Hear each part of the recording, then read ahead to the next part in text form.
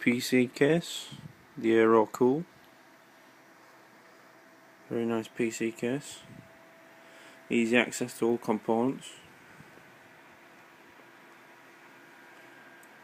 It's got my graphics card in there. NVIDIA GTX 760. Not the most expensive model, but it does the job. It's got 3 hard drive trays in there. Only 2 in. One's a terabyte, one's a 500 gigabyte. Pretty good case.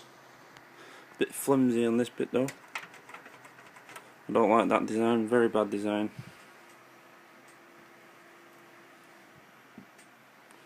Thanks for looking.